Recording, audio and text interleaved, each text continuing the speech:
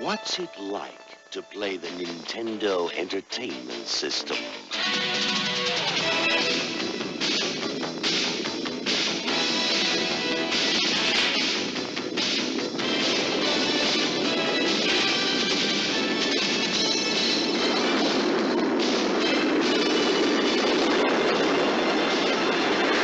Nintendo Entertainment System. Now you're playing with power. Hello Leute, and I'm excited for this newest edition of Nintendo Collection videos. It's filled with a few bizarre titles and a few good titles, like really good. And I hope you all enjoy that, and I want to take a moment to just give a shout out to two groups that have really let me join their circle. They have great channels. First, I want to mention Power Chord Gaming. They are fantastic. They have a style that's very similar to my usual videos of Moosen Spiel, where it's friends that get together and have a good time playing games. Right now, they are doing Super Mario World, which I find absolutely hilarious, and it's very entertaining. One guy's good, the other's not so good. And they've been giving me a bunch of shout-outs, so it's not that I feel obligated. I really am a fan of their channel. And the other channel I want to mention is PNG Gamer. He does a plethora of different videos, ranging from record pickups and reviews to strange video game pickups. Like he got a game called Billy the Wizard, which is really bad for the Wii, and random memory videos. Recently he got to 400 subscribers, and he's doing video releases of things he did in high school. So he's got a bunch of videos. There's got to be something out there for anybody. He even does a podcast every Tuesday night that he's allowed me to be on a few times, and it's a lot of fun. It's ultra gaming nonsense and predictions over E3, which is the last one. So these two channels, PNG Gamer and Power Chord Gaming, they're fantastic. I recommend you guys check them out. There's a link in the description below. But back to what matters is this collection demo video of these next games, and man, I really hope you enjoy it, because it was a blast to make. So this first game is called Narc. It was one of my original games, and it's a bizarre one. During the early 90s, in school there was this anti-drug program called DARE. I don't know if you guys are familiar with it at all, but it later became known as GREAT. It was throughout the 90s, this anti-drug program was in full swing. Well, it just so happens Acclaim came out with Narc, and it's one of the biggest anti-drug games, at least in its day, and it was an arcade game ported to the NES. And this game is very much hindered by the fact that it's a port, just on controls. See, the arcade version had 4 buttons, while the NES only has 2, so things like jumping, ducking, firing your missiles, or your machine gun, you gotta hold the button down, or just lightly press it for such weapon to be fired. Now, there's 2 things you can do. You can either arrest the bad guys by just kind of going over them, and then after a second, they will float away saying busted, or you can just kill them. Whether you kill them or bust them, they will drop drugs in the form of white packages, so it's probably Coke or something. So it's an odd game, to say the least. It was guaranteed that if this came out a little later, during when the anti-drug programs were in full effect and after the rating system was this would have been heavily censored. Supposedly this was censored as a port, but because of the primitive graphics, it couldn't really stand up to what the arcade version could show. So you just arrest your junkies, your drug dealers, in order to eventually, in the second level, blow up a meth lab. It's obviously a meth lab. You're blowing up tanks of different liquids, if anyone's seen Breaking Bad, for example. But your main characters are Max Force and Hitman. It's a 2-player game. It's kind of fun, but because it's an arcade port, the difficulty is super ramped up. It's actually quite frustrating at times. So in the end, Narc is worth a few good laughs. Its difficulty is very hard, it gets frustrating, but I recommend to play this with 2 players, because 1 player you don't really get that same effect of fun. So the next game up is Ninja Gaiden 2, and it really doesn't need an introduction. Basically, it's a must-have for any Nintendo owner.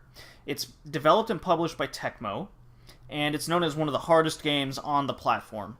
And I couldn't agree more. I have never beaten this game to this day. I've only ever gotten to the last boss one time, and when you find out there's more than 1,000,000 forms, you pretty much just say evil will take over. Now, if you are good enough to eventually beat this, congrats to you. But anyways, the story opens up right after the first Ninja Gaiden, so it's after a year, and Ryu Hayabusa, our main character, is basically told his girlfriend's been kidnapped, and he has to go save her and, of course, stop the evil Ashtar from taking over the world with his newfound evil powers. So, what makes Ninja Gaiden 2 interesting is some new gameplay elements that they introduced compared to the first game. The main one you will notice eventually is when you get to 2-2, there's environmental elements to the game, such as wind, either preventing you from making a simple jump or using the wind to make a long jump. So it's things like that added to the game that gives Ninja Gaiden 2 that much more identity than, say, the first one. At the end of each act, Ryu fights a boss with its own strength meter, and each boss has their own quirk, and you have to figure out what you can do in order to win. Now, one of the main techniques you can use, besides your usual throwing stars or your fire, is eventually you get a power-up that you get some sort of shadow clone of Ryu, and you can get up to 2 of them, and they attack just as well. Now, they don't duck, so that's kind of annoying, but the fact that you can use this really helps you in later parts of the game. And of course, your upgrades are essential to beating a boss, or just getting through a tough section when enemies just keep repeating, as in the first game, if you just move a slight inch to the left or right. But speaking of the difficulty level, naturally, it's still extremely hard. I've mentioned this before, but at least, I can't stress it enough, there are infinite continues. So, unlike an arcade port like Narc that we saw earlier, this game is beatable if you put the time and patience in. But the fact that it's still ridiculously hard leads it up to you how long you want to play. Basically, get Ninja Gaiden 2 and do your best. So this game is a strange one. It was developed by Now Production, who actually localized a Japanese game by the title as Kamen no Ninja Honimaru, or Mass Ninja Honimaru. It's a 2D action platform game, but when it was localized to the US, Now Production decided to make this for Domino's and use the Noid, which was the Domino's claymation mascot in the late 80s, in the early 90s, before some dude dressed up as the guy and killed a bunch of people, but that's besides the point. We're talking about this really bizarre game, and it's hard as shit. First of all, it's a one-hit kill. If you touch anything that isn't you, you're dead. So that's really frustrating. The continue system is barely doable, but in order to just pass levels, you have to memorize everything, such as a fish jumping out of the water out of nowhere when you land on a platform, which doesn't tell you until you're there. And then there's things like the boss fights, where in this case of the American version, the Noid focuses on a pizza eating contest based on the scrolls he collects during a level to get more points. Well, the Japanese version was more of a card-based battle, so you would get different cards, but the localization kind of made this boss battle really annoying. It's just as simple as, I have a bigger number than you, I'm gonna eat those pizzas. You can use the Tabasco if the enemy eats that to lower their, reduce what pizzas they had, and it's all relative to just the bizarreness of the game. The Noid's main weapon's a yo-yo, while in the Japanese version it was a tomahawk of some kind, as far as I know. The other strange thing this thing does is if you lose the boss fight or die at anywhere in the level, as far as I have played, you start over. So if you're too slow on choosing your next number, instead of, say, the game choosing something for you, it just says you're too slow and you have to start the whole thing over and you die. So it's as simple as a one-hit kill in that instance as well. Now, I am almost convinced that when you get to the second stage, that a pissed-off Canadian made this second stage, because there is nothing fun about Stage 2 in this. I have never beaten it. But, of course, with the one-hit kill system, I've never played this game long enough to care.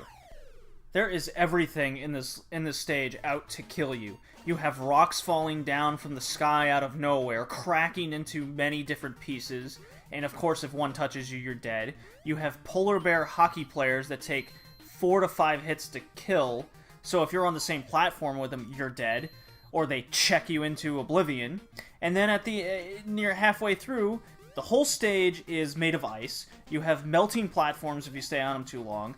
The jumps are nearly impossible, or at least really hard. You slide right off them. The momentum is... Physics basically don't exist.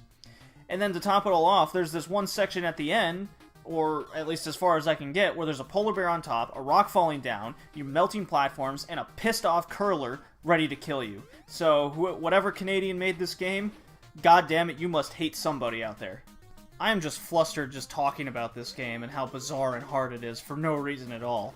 The fact that it's the Domino's mascot, I don't even know what to say. Basically, play this game if you will have a death wish. Now, this game right here was my very first taste of an RPG, and it's called Legacy of the Wizard, known in Japan as Dragon Slayer 4 Drazel Family, and it's a fantasy-themed action role-playing platform game, so it's kind of all over the place. It's developed and published by things I've never heard of, and the chronicle of the story is localized in the United States as the Warzen family. Basically, they get bored, and they want to attempt to destroy the dragon that lives in this crazy labyrinth that just so happens to be right next to their house. You must find a magic sword that is protected by 4 hidden crowns, and the player must use each family member in order to gain possession of these crowns in different parts of this labyrinth. Luckily, as far as I know, the labyrinth isn't randomly generated, otherwise you would be here forever. What you do have to do is pretty much memorize where everything is. When I was small, this is the first RPG I've ever beaten, and I've only done it once because it takes forever. You have to systematically pretty much make a map of everywhere you go, and the item system is kind of bizarre, in which you only gain items through either a shop or an inn in the labyrinth, or finding the occasional treasure box, and it kind of... Basically, it's a time killer. It really is. There are so many things that cause you to waste time in this game. You can only open the treasure chest with a key. The keys just happen to fall based on enemies you kill. You have to find these 4 randomly placed crowns in order to gain access to the eventual sword that is used to kill the dragon, but only one member of the family can use the sword, but you don't know who that is unless you try multiple times. It's things like that. Learning all the different characters' movesets, their attacks, not knowing how much gold you have in your inventory ever. It's just these lines, so you have no idea how much you have. You have no idea how much magic is left, or how you max out. Same thing with life. But thank God there's a sort of password system in place so you can actually come back to certain points. But even the password system is cryptically long, and it's so much trial and error in this game. It's incredible. Such as right here, where you're this dinosaur pet dog that suspiciously looks like something out of Bubble Bobble, and it can, for some reason, land on enemies and use them as platforms. The other things that kind of deter from playing this game are the crazy amount of different areas and the back and forth. It's really one of those first Metroid-style games besides Metroid. So now it's a Metroidvania. But the worst part is, you find out at some point playing that there's hidden blocks everywhere with no specific meaning other than, how the hell do I get out of here? I don't know, I guess I'll jump around. But then that leads you to believe that there are these things all over the place. You're just constantly trying out all these things just to get to new area after area. It's amazing how much time you can just spend in this game wandering, not knowing what to do, finding necessary items, because the only way that you can go out to change your character is to go back to the house. Luckily, there's an item where you can just automatically exit the dungeon. If that didn't exist, the game might be unplayable. I mean, just look at this password, for example. Pass and word, yeah, it's like 30 plus characters. And I remember one time I wrote just one letter down and had to replay the whole fucking game.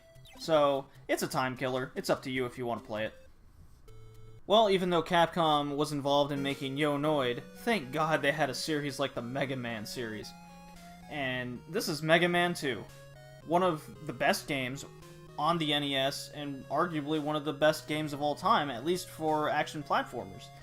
The game has the story, it has the bosses, it has weapons.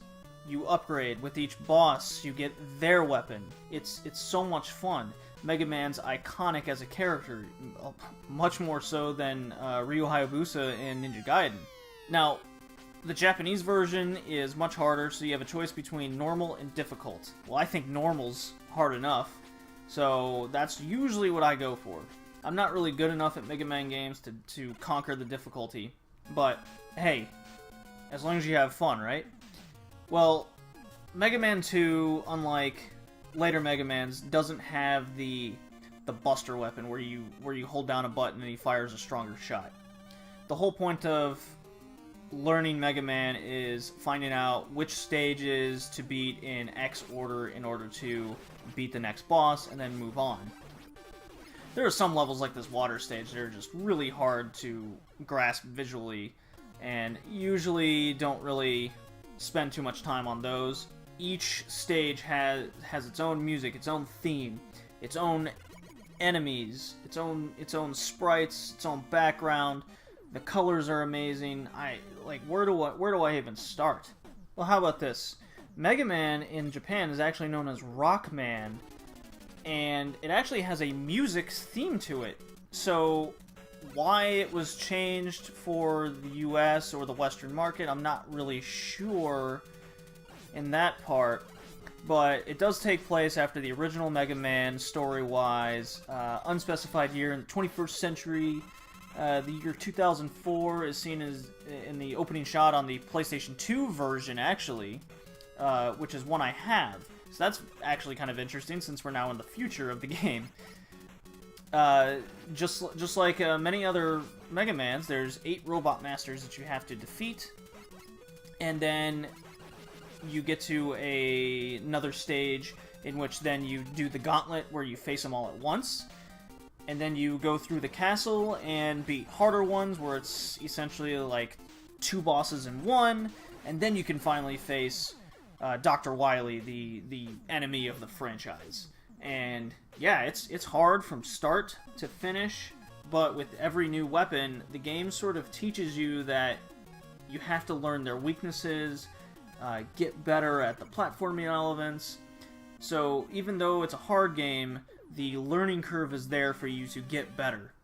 The only downside I feel, and this is where the difficulty ramps up, is whenever you die at any point or game over, especially when you're facing the last boss, you have to start from X place again, and that can be a deterrent for a lot of people from beating the game.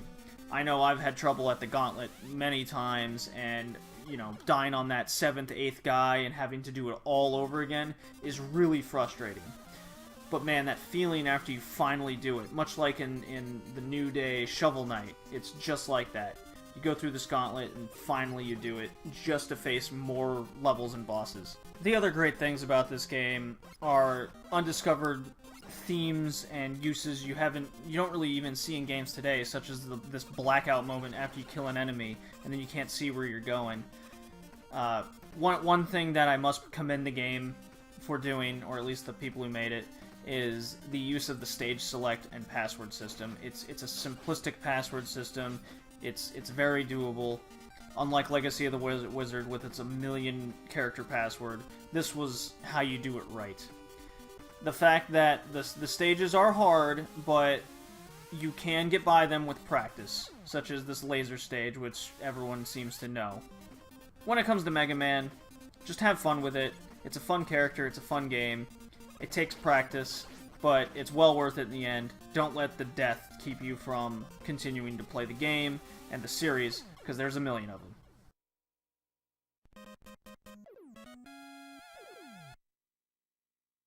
So that was the latest installment of the NES Collection demo video. So I hope you guys had some entertainment thrown in there. There were definitely a couple weird titles that maybe you've never heard of, such as the Domino's mascot game or Legacy of the Wizard, which is a total time-wasting RPG that some may find fun. I know I found it fun when I was 5 years old. Maybe you will too. Who knows? But Ninja Gaiden 2, Mega Man 2, they are one of the, if not the best sequels ever made, bar none during this time. They're must-have titles. So just a little quick recap. Power Chord Gaming and P&G, fantastic channels. I'm shouting them out. They are really good. Power Chord's got over 100 subscribers. They've been on a little while. They got really funny videos ranging from their newest Super Mario to Metal Gear Solid on the original PlayStation, which I really enjoyed. And then there's P&G's podcasts, which are a must-listen if you're into any video game news or hearing what people think that have some sort of relationship or childhood memories in video gaming. So I hope you guys enjoyed this latest video, and I hope you guys look forward to the next one as much as I do.